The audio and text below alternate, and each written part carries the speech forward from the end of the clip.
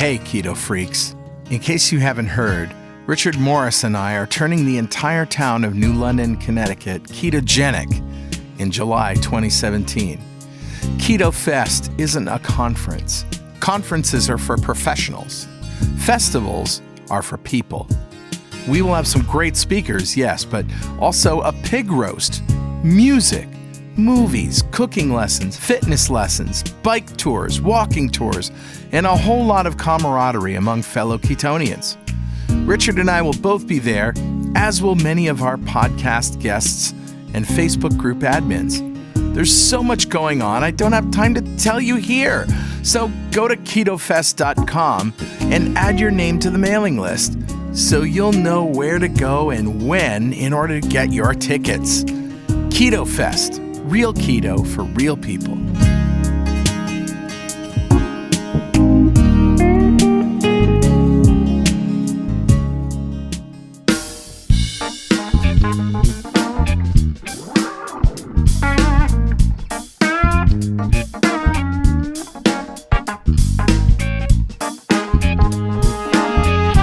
Welcome back to Two Keto Dudes. This is Carl Franklin from Connecticut in the United States. And in February of 2016, I put myself on a ketogenic diet to take control of my metabolism. In just 2.5 months, I managed to reverse all my markers of type 2 diabetes with diet alone.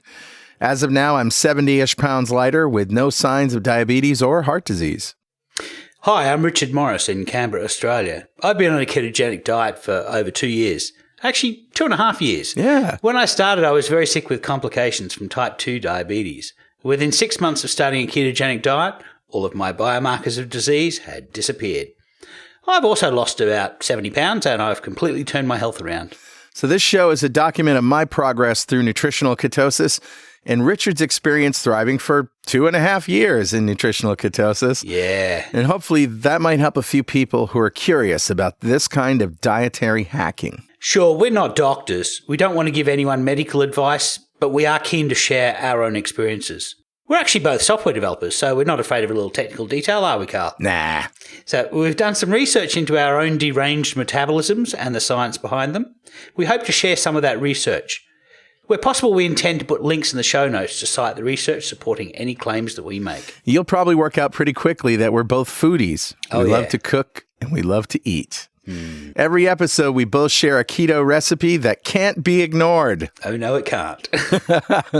So let's start podcast episode 33, The Protein Controversy.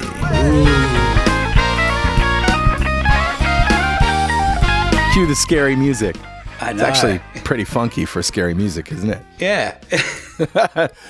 Well, Richard, do we have any corrections or apologies from last week? Yeah, Carl. Last week was the female show, and Kim Howerton referred to a podcast that discussed how women lose weight slower than men. Yeah. This is a lecture by Robert Hughes at the Cape Town LCHF conference, and we've linked to it in last week's show notes. And we should say that Q's is pronounced Q's, but it's spelled Cywes. Actually, I have no idea how it's pronounced. It's probably Welsh because they like using W's and Y's for vowels, but yeah, it's got too many vowels to be Welsh. I don't know. Exactly, I don't know. But anyway, that's where you can find it. Also, I said that if a mother eats a high-carb diet while pregnant, the baby may have a predisposition toward insulin sensitivity. Oops. And what I meant, of course, was insulin resistance. Yeah. Hope you guys figured that out. Also, Brenda clearly said that Dr. Fung referred to a prevalent myth that women cannot fast. She didn't say that Dr. Fung said that women cannot fast, and she certainly didn't say that women cannot fast. Right. But her choice of words may have been a little unclear, but her intent was to refer to the myth. Yes. So let's recap what a ketogenic diet is. A ketogenic diet is any diet that puts you into a state of nutritional ketosis, but we have been following the macros suggested by Volek and Finney in the Art and Science of Low Carb Living. Yeah, which is essentially the Bible for a lot of people. And they invented the term nutritional ketosis, and they did a lot of the original science on it, and they got people like Tim Noakes and others into it. So these are like the original source. And their macronutrient breakdown is 20 grams of carbs, no more, protein scales with how much lean body mass you have. And we use 1 gram to 1.5 grams per kilo of lean body mass, which is what they recommend in their book, The Art and Science of Low Carbohydrate Living. Mm-hmm. And finally, fat to satiety. So you get all of your energy from fat. And I'm going to summarize what a ketogenic diet is in haiku form. No. Oh, yeah. Bring it on. Here we go. Yeah. When hungry, you eat. Mostly fat with some protein. Stop when you're full. That is so great. So that's my new motto. Keto haiku. So, Carl, how did you do this week? I had a pretty good week. As you know, because I said it on the last week's show, I quit all alcohol. I basically stopped drinking. Wow. And I figure, I had my fun drinking the first 50 years of my life. The second 50, I'm dedicating to, I almost want to say clean living, but that sounds so religious. It does a bit. Yeah, you're not going to be a monk. No, not at all. Monks don't eat what I eat. Let's put it that way. Sure. Maybe they do, actually. I don't know. But I've dedicated the second half of my life to helping as many metabolically deranged people as I possibly can see the light about what metabolism really is and how it works. That's awesome, Carl. I'm doing the same. I've spent the first 50 years looking after myself, and I'm going to spend the next 50 years trying to help others. Yep, exactly. So I gave up alcohol, and couple weeks ago, I gave up nuts and wine. Oh, yeah. And then I just decided to go full bore. So now I'm actually losing weight again. And that's really good because, as you know, we've both stalled scale-wise, but we've been reducing our waistlines. Yeah. Yeah, I've been stalled for quite some time, or at least it's not really a stall. It's more going up and down the same 10 pounds. Yeah. But in that time over those 2 years, my waist size, my waistband measurement has gone from a size 46 to a size 36. So that's so cool. That's a major difference. So isn't that weird that you can not lose weight on the scale and yet lose 10 inches off your waist? Yeah, see, I think that's mostly muscles. I'm doing a lot of cycling, and we know that fat is less dense than muscle, and so you're going to lose size when you change fat for muscle. Yep. And I think that's predominantly what's happening. It's just interesting that the body is just saying, I really like this weight.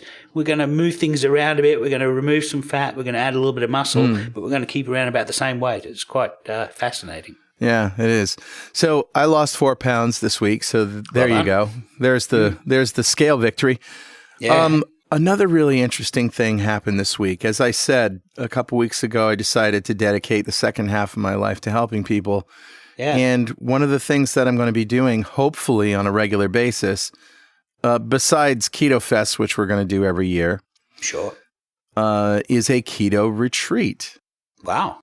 So we had this idea in the admin group to sort of get a bunch of people together and rent a house and cook together and learn together and all of that stuff. But I didn't want it to turn into a social event for those who have been successful with keto. What I really want to do is get people who are new to it, who need that guidance during the first week, which is really critical. Yeah, that first week's the worst, isn't it? It is. And there's so many metabolically deranged people out there. I'm sure there's people that our listeners know of who they've been casually suggesting, blah, blah, blah, and getting resistance from because people don't want to commit. They're afraid of it, right? Yeah, well, most of our listeners are very proactive and they're heading, straight into the diet and doing as much as they can, but they've got lots of family members who share genetics and probably have trouble. So, that's an ideal, I guess, an opportunity. If you have a family member who really needs to get away for a week and learn some of their stuff in a group, then that's probably an ideal opportunity. I mean, the whole idea is that for less than the price of a Disney cruise, you can go away for a week and make some new friends who are in the same boat that you're in, learn how to take after yourself, probably more than likely lose a few pounds, and learn how to cook and how to shop for yourself and even how to exist in the real world. I plan to take everybody to dinner at least 2 nights. Wow. One night will be like your standard Chili's kind of family restaurant where we can order steaks and wings and things like that. Sure. And then the last day, I want to take everybody to a place called Texas de Brazil. Ooh. Did I mention this is in Las Vegas? Oh, really? Oh, that's Yeah. awesome. Yeah. Las Vegas is great because, and I originally wanted to do it in Connecticut because it'd be convenient for me. But in January, which is when I want to do this, which lines up perfectly with many people's New Year's resolutions. Sure. Second week in January, the 8th to the 14th. In Connecticut, it can get a little snowy and a little bad weather. It's pretty, but, it's not going to be any good if you can't fly in there. Yeah, that's right. It could get canceled, and that would be bad. Yeah. So not only that, but flights to Vegas are cheap from just about everywhere in the United States or even the world. Yeah. And, you can take an Uber or a cab to the house, which is about 20 minutes away from the Strip. Nice. And, it's a nice commitment device. They've got a big kitchen. It's a huge place. It'll fit 10 guests, so I only have 10 spots. Nice. Yeah. There's a pool, a spa, a massage chair, great big TVs, and we can watch the critical science and movies and stuff in the evenings. Awesome. Of course, great internet access. You could be online working the whole time if you really want to. Yeah. And that's it. So if you're interested in this, and like I say, it's first come, first serve. I've only got 10 spots. You can learn more and sign up at retreat.2keto.com. Awesome. So how was your week? Yeah, I'm actually doing really well. I'm currently on day 3 of my fast. I'm in hour 49 of my fast, and I'm feeling great. I'm feeling on top of the world. On day 3, that's tomorrow, I'm going to ride for 100K. Now, normally after I've done a long bike ride, I normally have some Wagyu steak. I break my fast and I have a really nice steak. But I've decided this time, instead of eating after my bike ride, I'm going to continue fasting for an additional 2 days.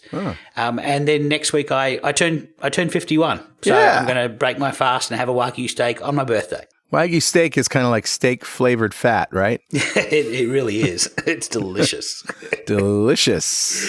That sounds great. So I'm in a fasting mode, and we actually did a little recording yesterday, and that was on day 2. And man, I was so brain dead, or maybe not brain dead, but I had a real trouble getting started for that recording. But today I am just I've all pistons are firing. Isn't that interesting? That's exactly what Dr. Jason Fung said. Yeah. Typically, don't do it for 2 days. That's the hardest time.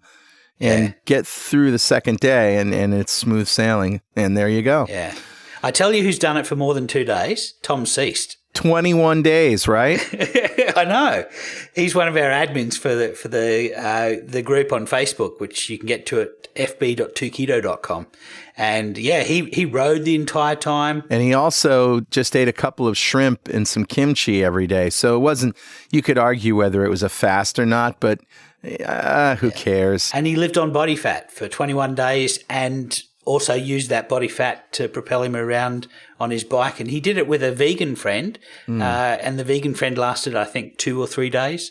It just goes to show you, when you have access to your body fat, when you're ketogenic, you have a very large fuel source. Yeah. And that is germane to what we're going to talk about after we do a section we call Mail! That never gets old. No. Okay, so Jason sent us an email to say, so I'm a non-diabetic 32-year-old male that has lost 40 pounds since March doing keto. Well done, Jason. I'm not happy with the sources that I have found on the dawn effect for non-diabetics. And the dawn effect is where your glucose rises in the morning, typically. Yeah, it does. And he says that there's a few sources and the information seems vague, probably due to a lack of people checking their blood. My morning levels of blood glucose are always elevated, around 100 to 105, dropping back to 75 to 90 during the day. However, if I had a long workout, such as a long bike ride or intense lifting the day before, I will see blood glucose climb by the next morning. Does the liver release glucose while fasted to aid in repair of muscle tissue? Yesterday evening, I was at 66 milligrams per decilitre post-exercise, that exercise being a 25-mile bike ride, and around 80 milligrams per decilitre a few hours later before bed. When I woke up this morning, I was at 118. Huh. Yeah, so there's two things that could be happening here, Jason. One is an effect called the Somogyi effect, which is defined as a post-hypoglycemic hyperglycemia, which is basically your blood sugar goes too low and your liver overcorrects by making too much glucose to raise it, and you end up having high glucose in the morning because your blood glucose went low while you're asleep and your liver tried to compensate by making some glucose for you. And that kind of swing we're all too familiar with as metabolically deranged people, right? Yeah, it's mostly for diabetics, and I suspect that it happens mostly for type 2s who have very overactive livers. Us type 2 diabetics are very good at making glucose in our livers. As well we should be. Yeah, the other thing that it could be is wake-up hormones. Now, our bodies produce fight or flight hormones in the morning to get us up quickly so that we can avoid being eaten by a saber-toothed tiger. And so basically what happens is as you wake up, your body produces cortisol and adrenaline. These are all produced in the adrenal glands. And they're all driven by your pituitary gland in your brain. And this causes your liver to make extra glucose. Okay. And it also release any that it's got stored. So it's basically first thing in the morning, your brain is saying, let's get you up quickly so that you don't wake up groggy and potentially fall prey to some animal. So the idea is to move very quickly from sleep to alertness. Excellent. So maybe exercise first thing in the morning might be a good idea to get rid of some of that glycogen. Absolutely. It's always a good idea, especially if you've got muscles. You can sink that glucose by just using them. So go for a walk, go for a bike ride, hop on the stationary rower, hop on the exercise bike, go for a swim. All of these things are good things in the morning. If your glucose is high and you want to lower it quickly, that's a great way to do it. Very cool. Yeah. Well, I went looking on iTunes for reviews and ratings. Sure. Because and the reason I went looking instead of I'm always looking is because I don't really use iTunes. Yeah, I've got to admit I don't either. I've got an Android phone, so I don't have much need to go to iTunes. But iTunes is kind of important for us only because those ratings that people give us drive the relevance when people search for podcasts based on keywords like ketogenic or anything like that. Yeah. A lot of our listeners all have iPhones, and they probably found us by typing keto into the search dialogue on iTunes. And what gets us to the top of that list is ratings. Right. So as far as ratings, I have some bad news, Richard. Okay, I'm bracing myself. We have 1 4-star review. 4 out of what? 4 out of 5. That's pretty good, though, isn't it? Well, it's better than nothing, but guess what? We have 27 5-star ratings. That's outstanding. Thank you very much, people. And no 3-star, 2-star, or 1-star ratings at all. I suspect that 1-star ratings would actually be just as good because it's not having any ratings. Shh, don't give them any ideas. Yeah, don't do 5 stars, 5 stars. Don't try the science. All right. Well, anyway, of those 27, 19 left reviews, which are basically just comments, right? Yeah, so thank you. Yeah. And here's just one review left on September 4th by somebody calling themselves My Dog is Amazing. I'll bet it is. All right. So My Dog is Amazing says, I really like how unpretentious these guys are. Well, thank you. Thank you. They admit to an occasional screw up, but get back on track and keto on. Yep. To me, that makes them great role models. They just seem so chill, like people you'd want to share a 0-carb alcoholic beverage with. I'm up for that. Yeah, well, knock yourself out. Yeah. The information is good, too. I listen when I exercise, and it keeps me inspired to continue keto. So keep up the good work, guys. That's it. Thank you very much. Yeah, very good. So if Two Keto Dudes has been helpful to you, help everybody else find us by leaving a rating on iTunes. So how do we approach this subject of the protein controversy? The controversy isn't among us, you and me. No. No. It's among the experts. And we found this out doing the protein show that, there's 3 controversies going on, isn't there? Yeah, there is. The first one is how much protein we should eat. And the second one is, if you fast, do you lose muscle mass or do you catabolize your protein? And the third one is, if you eat protein, does it turn into sugar in your body? And all 3 are controversial. So let's take these one at a time. The first one comes from the Low Carb Vale conference in 2016. And there was a presentation by Ron Rosedale, who gave a very interesting presentation on the evolution of life on Earth and how we evolved the ability to die, the ability to eat, and the mechanism behind insulin. And he basically came to the conclusion during that presentation that we really should eat as little protein as we can get away with. Absolute minimum. And this was quite controversial because Finney and Volek say between 1 and 1.5 grams per kilogram of lean body mass. Right. And the recommended dietary intake is a minimum of 0.8 grams per kilogram of lean body mass. And Ron Rosedale is saying eat much less than that. And there was an article recently from Jason Fung who said around about 0.6 grams per kilogram of lean body mass. And there's an excellent video by Peter Attia being interviewed by Rhonda Patrick, and the title of that is Macronutrient Thresholds for Longevity. And he argues that you should eat as little protein as you can get away with.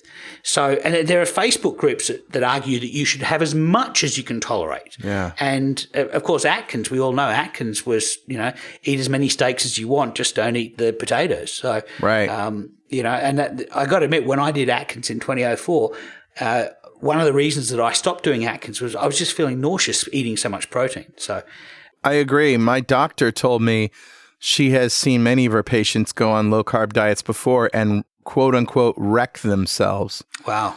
And this is what you're talking about. They overeat protein and they shy away from fat. Just because you can eat fat, people are still so afraid of it. That's right. That they're going to get heart disease and all that stuff that they can't bring themselves to eat it just like they would eat meat or lean.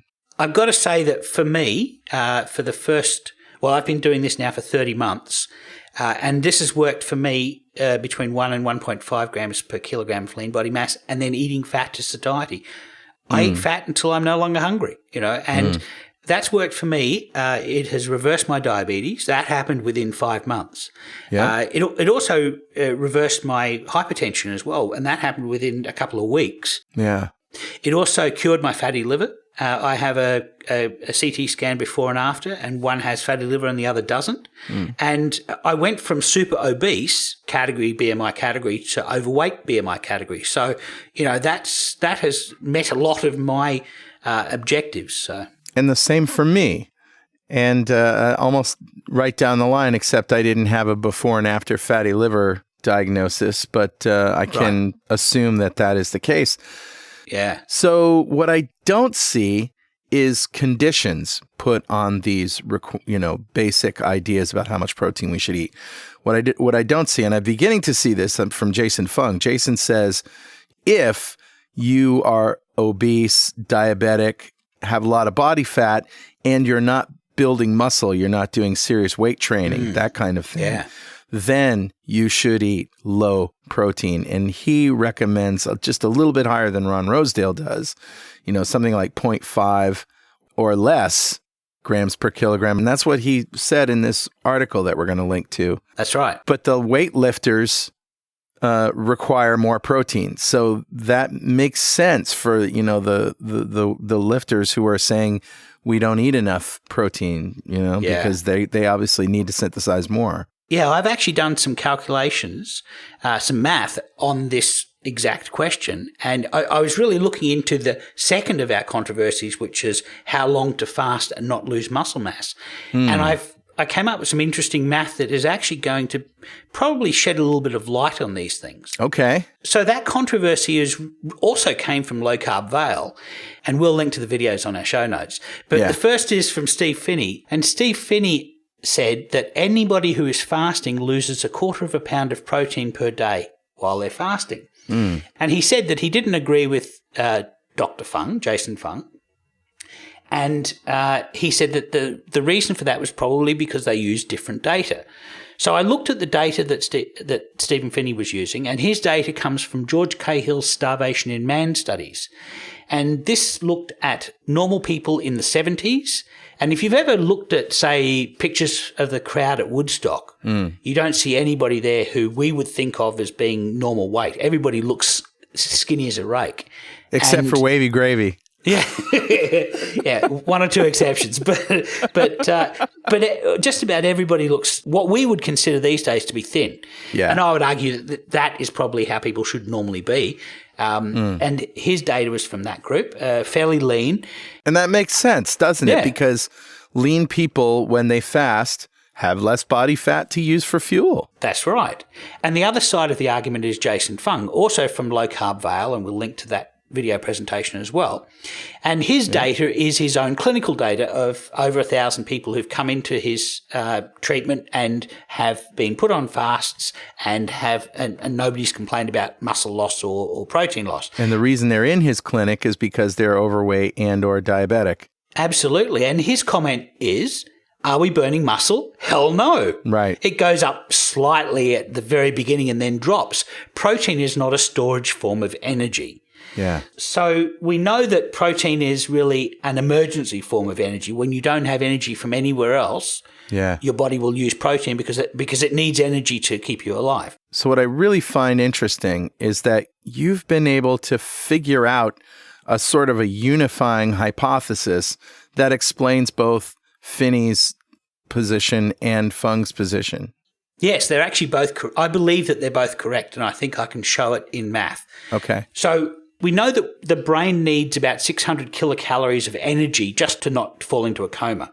Right. And I'm not sure of the precise amount. It's between 400 and maybe 500 kilocalories, but it's in that range. But let's say it's 600 kilocalories of energy. Okay. So we know in ketosis that 80% of your brain's energy can come from ketones and 20% can come from glucose. Yeah. I've done the math on that, and it roughly works out to be about 80 grams of ketones and 51 grams of glucose.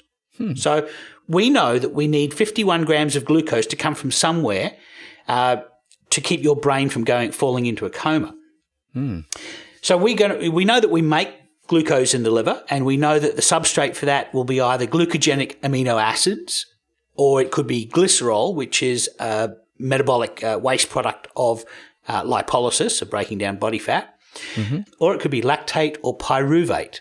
Lactate is from dairy? No, lactate is part of the muscle energy process. So when you have lactic acid, it's lactic acid. So, you exercise your muscles and lactic acid builds up. That's lactate. It's just making its way out of your muscles. And basically what it does is it works its way back to the liver and is converted into glucose either by, I believe, the Cori cycle or gluconeogenesis. Will both use lactate to create glucose. All right. So there are a bunch of ways that we can get that glucose. That's right. So, but let's concentrate on the first two. There's the amino acids, the glucogenic amino acids, and then there's glycerol. Now, glycerol is part of a triglyceride.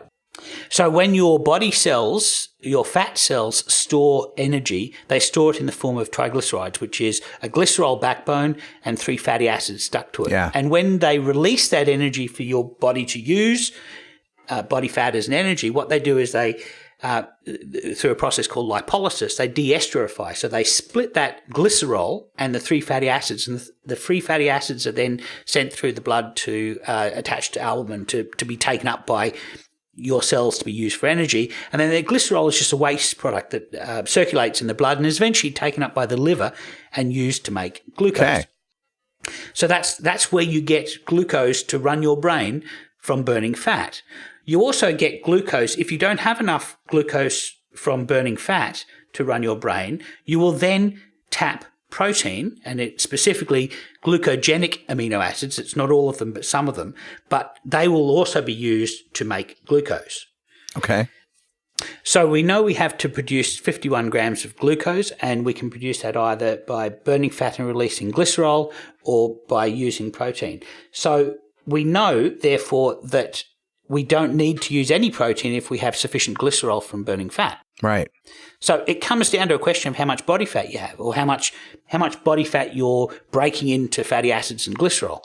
And it turns out that there is actually a study that gives us the limit for human fat oxidation. And basically, this study was Alpert 2005, which we will have a link in the show notes. But this basically went back over Ansel Keys' starvation data, and using a little bit of calculus, it determined that the limit of energy that you can get from a pound of body fat is about 30.5 kilocalories per day. So if you have 10 pounds of body fat, you can get 305 kilocalories of energy out of that 10 pounds. If you have 20 pounds, you have you can get 610 kilocalories of body fat. If you have 100 pounds, you can get 3,000 kilocalories of body fat. And how much you can pull out of your body fat will determine how much left over you need to get from protein. Wow. If you have enough body fat, you don't need to use any protein to make that 51 grams of glucose. No kidding. And so that's really the critical thing. Well, that explains Jason Fung's patients.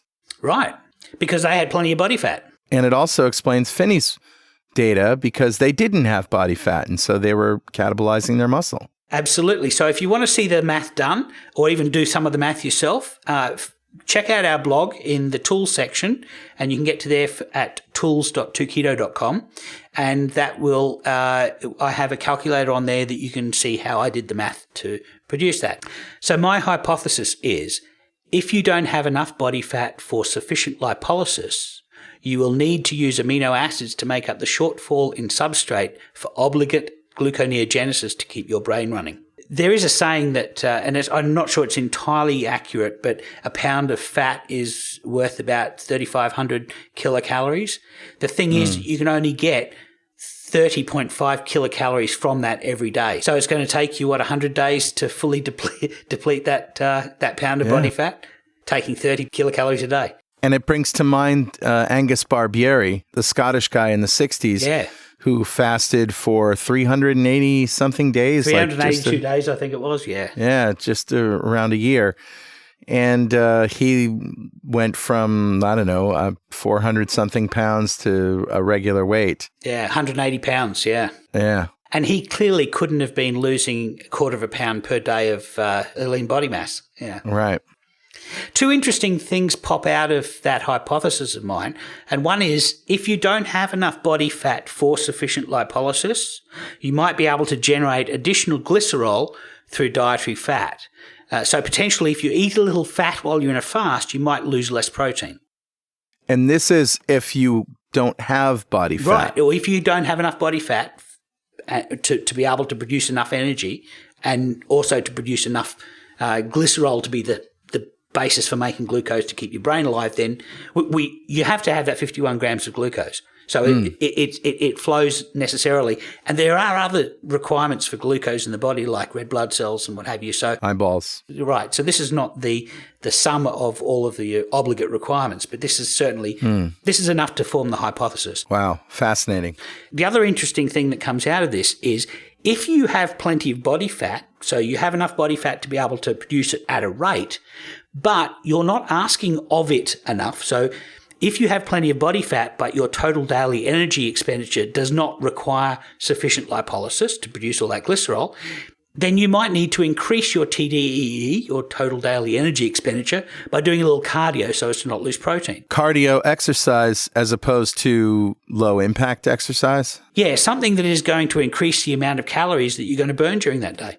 Got it. So it could be as simple as, if you have plenty of body fat, but you sit around like a couch potato all day, you may well be using protein because you're not burning enough for your own fat to be able to do that. So you need to also burn some fat.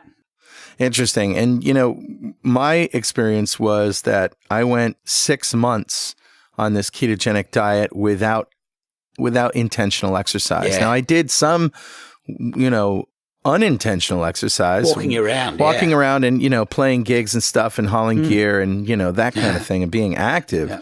Yeah. But I didn't do intentional exercise, which is cycling, working out, lifting weights or any of that stuff. Sure. But it did work. It got me there. And then, of course, what happens is you sort of settle in and now you have a different strategy. We go through phases in this lifestyle. Yeah. We do. And as I said last week, I just got to that point where I felt I had to move. I had to exercise. Yeah, you were compelled. Right. It's almost like my body is a capacitor, if you understand electronics. It's storing energy and it's holding it. And if you don't let a little out once in a while, something's going to happen. Something's going to happen. Yeah. Yeah. So, and that's same thing happened to me. I never thought I would be compelled to exercise. I never thought I'd enjoy it. And surprisingly, I actually do enjoy it. All right. There's one other protein controversy. Yeah, it's actually to do with Jimmy Moore and Adam Nally. They also have a keto podcast, and they talk a lot about how protein raises glucose, which lowers ketones. And their hypothesis is increasing the protein substrate for gluconeogenesis increases glucose. Yep. And there are a few people in the community who've taken objection to that and have gone looking for the science. And Tyler Cartwright is one, and Bill Lagerkos has got a good post about this, and they've gone looking for the science to show that gluconeogenesis is not supply driven, but in fact it's demand driven. Now, what do you mean by that? Well, supply driven means that if you have more substrates to make the gluconeogenesis, your liver will go ahead and just turn it all into glucose, and then just that glucose will be lying around waiting for you to use it. I see. And the argument for being demand driven is that when your blood glucose goes low, your liver kicks in and starts making the glucose. However it can with whatever substrate is available. Exactly. Right. And their argument is that that glucose is demand driven. Now, Jimmy's got an N of 1 experiment, which is himself, and he's been able to see that when he eats protein, a higher amount of protein during the day, he produces less ketones and his glucose goes higher.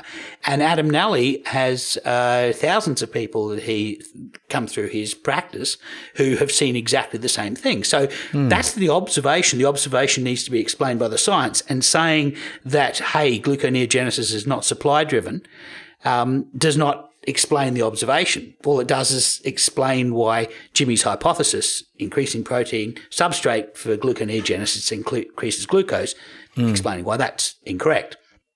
Okay. So I've had a look into this, and it's interesting that the reason that let's have a look at ketones to start off with. The reason we spill ketones is that we have two things happening. We have a buildup of energy, acetyl-CoA in our mitochondria, because we have plenty of fuel. In this case, when you're in ketosis, it's beta oxidation of fatty acids that's building up this supply of energy. Okay. And the other thing that we have to make ketones is a depletion of a key metabolite in the Krebs cycle called oxaloacetate. And when that is depleted, what it does is it stops the cycle, the Krebs cycle, and your mitochondria turns that acetyl-CoA into ketones and releases them. So it's basically like a machine that has seized, and so the fuel is getting stored in a temporary tank to be used later on. Interesting. So the interesting thing is this metabolite oxaloacetate. So what actually depletes that? Anything that depletes that is going to cause ketones to be made if you have a lot of fuel. So one interesting thing is that gluconeogenesis in our liver, which is the process that makes glucose when you don't eat any, what it does is it consumes oxaloacetate. And this is one of the reasons why the liver makes ketones, because the mitochondria in the liver have had their oxaloacetate temporarily borrowed or maybe stolen by gluconeogenesis. And so what happens is that their Krebs cycle seizes up and they spill all of their energy as ketones. So I guess you could think of it as partially burned fat. But this happens to be a really good thing, because this occurs when we're making glucose, and we make glucose when glucose goes low. And when glucose goes low, the brain is likely to be needing energy. So making ketones, spilling them is the ideal scenario. So the question is, what determines the rate of gluconeogenesis? Yeah, so Jimmy has said that the rate of gluconeogenesis is being determined by the availability of substrates, and the science has shown that that's actually not the case. The rate-limiting factor of gluconeogenesis is an enzyme called fructose 1,6-biphosphatase, or FB phase 1, and it's disinhibited by the hormones glucagon and epinephrine, but that's a longer story. So glucagon is inhibited by insulin. So to cut a long story short, when your blood glucose goes low, insulin goes low and glucagon goes high. Yeah. Because we know that insulin and glucagon are countervailing forces there. Yeah. So when glucagon goes high, this enzyme also goes high and your gluconeogenesis substrates get converted into glucose. And oxaloacetate coincidentally gets permanently borrowed from the liver's mitochondria, which are burning fat, and therefore we spill ketones. Now, if they're permanently borrowed, does that mean that it leaves the liver at a disadvantage somehow? Yeah, well, it means that the Krebs cycle doesn't complete, and it means that the mitochondria in the liver have to spill ketones. It makes ketones. So, so the process of making glucose in the liver also makes ketones. The ketones and glucose are not opposites; they're actually made in the same for the same reason. That is, we don't have enough glucose in the blood, and we need energy. All right, so I get it. Glucose goes low, insulin goes low, glucagon goes up, new glucose goes up, and ketones go up. Exactly. So from a 1,000-yard view, this should all make sense. Your blood glucose goes low, we make more of it. And we make more glucose, we make more ketones. And if we're keto adapted, our brains run almost 80% on ketones and 20% on glucose. So if you lower your production of ketones by, say, 25%, you increase the glucose required by 100%? That's exactly right, because if you can imagine, if your brain is running 80% on ketones and 20% on glucose, if you were to drop the ketones for any reason by 25%, so you're dropping from 80% of your brain's energy running on ketones to 60% of your brain's energy, that necessarily means you've got to get that 20% from glucose. So your glucose then goes from 20% to 40%. So you can understand this is really a leverage point, that as you drop ketones, the availability of ketones, your glucose moves at a much higher rate because of the fulcrum. But being demand driven, you're not going to create too much. Your liver's going to create just enough glucose. Yes, that's right. Your liver will make just as much. Your liver will make as much glucose as your brain is pulling out of your blood, because it's being demand driven by blood glucose going low. So this is interesting, because we're so used to a supply driven metabolism, which ruins us, right? There's an oversupply of glucose from external sugar and all of that stuff.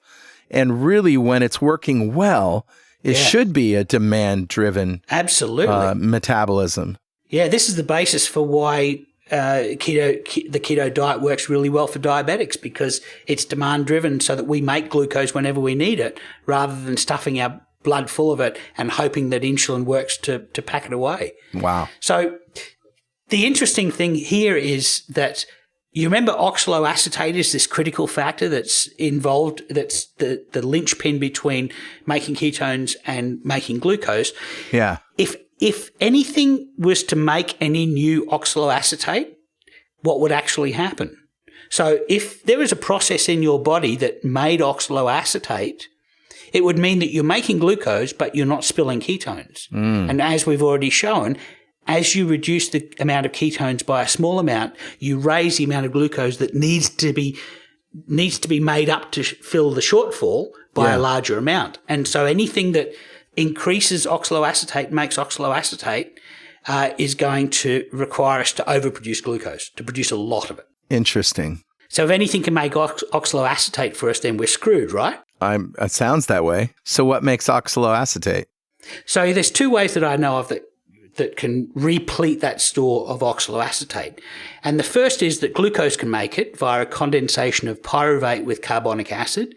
But as I learned from Chris Masterjohn's Daily Lipid podcast number 13, that process is inhibited in liver mitochondria by methylglyoxal, which we metabolize from the ketone acetone. So making ketones prevents any glucose laying about from stopping the process of making more ketones. So that's a good thing, right? That's a great thing. Yeah. So there is actually another way that we can make oxaloacetate, and that is the amino acid aspartate can also be transaminated enzymatically to make oxaloacetate. Oh, whoa.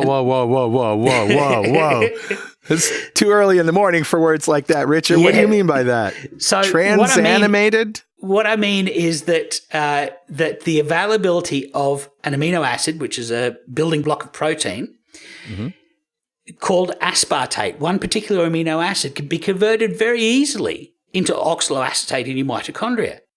Okay. And so enzymatically means that there's an enzyme at play that transmogrifies it some. That's right. Transmogrification should be the term we use. So, okay. So I'm trying to be precise in this because I'm sure that I'm hoping that people will listen to this who have a better understanding of this biochemistry than I have and can point out where I'm wrong in this. But as far as I can see, when we eat protein, that protein breaks down into amino acid building blocks, and one of those amino acids easily repletes oxaloacetate. And what that means is that we then produce glucose, but we don't spill ketones. And as we've seen, as soon as you start reducing the amount of ketones that are being produced, you dramatically increase the amount of glucose that is demanded. And this explains how Jimmy and Adam can observe a process where people who eat protein see a drop in their ketones and a significant increase in their glucose. And yet gluconeogenesis is still not a substrate-limited process. So if this is all true, then the steak probably is a chocolate cake, but not for the reasons that Jimmy and Adam suggested. All right. Okay.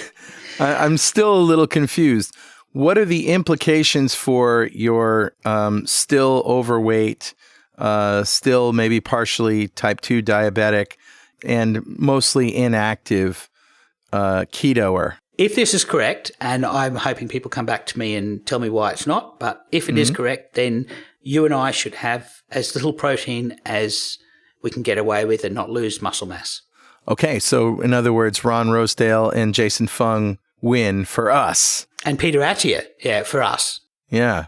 And the situation is if you are lean and you don't have a lot of body fat, going back to the second controversy, if you're lean and don't have a lot of body fat, you probably need to eat some fat. All right. Well, I think you're saying that everybody's right under certain conditions. Isn't that what you're saying? That's exactly what I'm saying, and I think I've got the math to show it. And if you go to tools.2keto.com, you'll see some calculators going through my calculations. Richard, you are a titan. Thank you for doing this research. You're more than welcome. But we have one more job. Yes, we do, and it's called Recipes! Recipes! Oh, what a recipe. All right, Richard, you're first. What you got? I've actually got a white chocolate drop. Now, this was actually an accident. I went to the shop to get some blueberries, and they had very large, plump blueberries. And I was using these for my fennel salad. I chopped maybe 5 or 6 blueberries in a bowl full of fennel salad. Yep. Because these were nice and plump, I didn't want to leave them in the bottom of the fridge until the next time I made salad because they'd go sort of wrinkly and gnarly, and I wanted to use them up. So I went on the web to have a look to see what flavour combinations work well with blueberries because I wanted to invent something. And I found out that blueberries work really well with particular flavours. They work well with rosemary, which I found interesting. They work well with vanilla seeds, and they work well with white chocolate. So I thought, I've got some rosemary. In fact, it's springtime here in Australia, and the rosemary bushes are all flowering. And as we know, flowers of herbs are normally more aromatic than the woody stems of the herbs themselves. So that makes sense, I guess. That's why a lot of teas are made with flowers. Yeah. And I think this is also why you don't find the flowers in stores because they don't ship very well. They don't hold up very well. They don't have very good shelf life. Okay. So I wanted to combine white chocolate, blueberries, and rosemary and vanilla. Now, white chocolate is just cacao butter with powdered milk and a sweetener. So I was able to make a low-carb, almost no-carb version of that by using full cream milk powder and using I use sucralose, but you could use any sweetener. So I basically melted down some cacao butter, which is the fat in chocolate. I basically had a cup of cacao butter and I had 6 teaspoons of full cream milk powder. And that, to me, was a pretty good ratio. Didn't end up with too much milk sediment in the bottom. Cool. And I just added sweetener to flavour. So I made that. So that's the basis of the white chocolate. Now, in the actual chocolate drops, I used a silicone mould and I put at the bottom of the mould a blossom of rosemary. I wanted the look of the chocolate to have the blossom on the outside. So I put it on the bottom of the moulds, chuck a blueberry on top of that. I added the vanilla seeds from half a vanilla pod to the white chocolate, the melted white chocolate, and then I poured the melted white chocolate over the top. And you can see these on 2 Keto Dudes' Boring Keto section, where we've got some keto recipes and keto food. But you can also see that on my blog, where I show you how I go through the process of making it. Awesome. That sounds delicious. They certainly were. So, Carl, what have you got for us? Well, as you could probably tell, we're into the fat bombs here today. And I have found that at the end of the day now, rather than having what I used to do, which was a couple glasses of wine, I have a little fat. And that has been working out really well for me. Chocolate mousse is a staple. I actually add a little, you want to get fancy with chocolate mousse, add a little cinnamon or even a little chili powder or both. Chili powder goes really well with chocolate. You know what else goes really well with chocolate? What's that? Orange. Oh, yeah. Jaffa. Yeah. So I actually have a mandarin orange seltzer water. Okay. That I get at the store. There's no calories. It's just soda water, right? Yeah. And I put a little apple cider vinegar in that and some ice. And then I take a big spoonful of that chocolate mousse. Okay. Enough of that. I'm desiring it now, but yeah, I'm in the middle of a fast. I'm sorry. 3 days into a fast, and you're doing this to me, you bastard. Well, okay. But I also like savory fat bombs. Nice. Yeah, so I basically put together a fat bomb that uses cheese crisps, and those were a previous recipe very early on in our show. You just basically take some Parmesan or Asiago shredded, put it on a sill mat or a parchment paper, 300 Fahrenheit degree oven, little scoops, maybe a little garlic powder, little Italian seasoning, and let them get brown and crispy. And on that, I spread a little liverwurst. Now, I know you're saying... I've got to admit, I'm not a fan of liver. No, I can't cop to liver. I'm sorry. Yeah, so the liverwurst that I use is from Jones, and it's Braunschweiger, which is essentially liverwurst mixed with bacon. Okay? Oh, bacon's good. Bacon's good. It doesn't really have that nasty liver flavor that you associate. Okay. But the reason I got this idea is because when we interviewed Nina Teicholz, she told us that liver is by far the most nutrient-dense meat you can eat. I guess it makes sense because it's the organ that does a lot of the work. So it's going to be carrying a lot of the nutrients. Yeah. Yep. And so I get this liverwurst. I put a little slice on there. And then, the door is wide open. A little bacon, maybe a little brie, make a little sandwich. Just one or two of those is all you need. Right. For a savory fat bomb.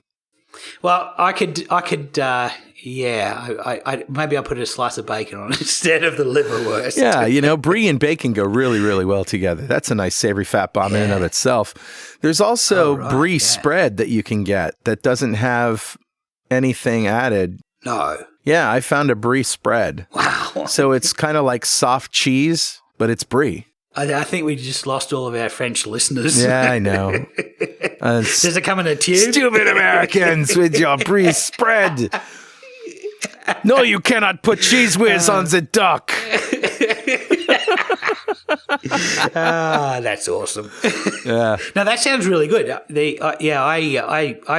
think I have salami and cheese at night sometimes. Yep. Not a lot, but same kind of thing. But brie and on the Asiago chip sounds delicious. There it is. A bit of meatiness on top. Yum. Yum, yum, yum. Well, that's a show, Richard. Of course, if you have anything you want to tell us, something we said wrong, something you don't agree with, or some more research that you found to support or refute what we've said, send it by email to dudes@2ketodudes.com or post it on our website. And join our Facebook group. You can get there at fb.2keto.com. And you can follow us on Twitter at 2ketodudes and also on Instagram at 2ketodudes. Yeah. And hey, check out the Keto Fest we're doing next July, ketofest.com. And of course, if you're interested in that retreat, it's retreat.2keto.com. Keep calm and keto on, my friend. Keep calm and keto on. All right. We'll see you next time on 2 Keto Dudes.